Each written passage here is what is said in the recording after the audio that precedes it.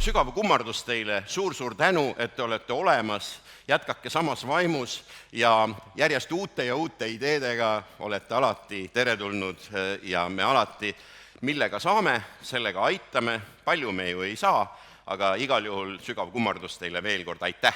Tulevikulahendus 2020. Kategoorias tunnustatakse uuenduslikke toote- või teenuselahendusi, mis muudavad ressursisäästlikul moel linnakeskkonda paremaks ja nutikamaks ning aitavad kaasa ühiskonna arengule.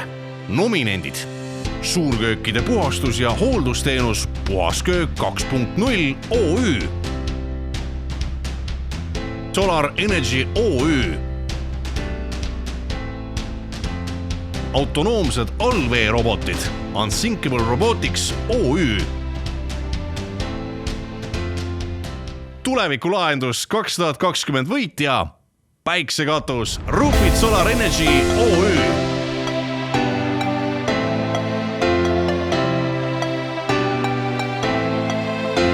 Austatud võitja, kui uudne siis on teie tehnoloogia kogu maailmas ja kas keegi juba astub kandadele?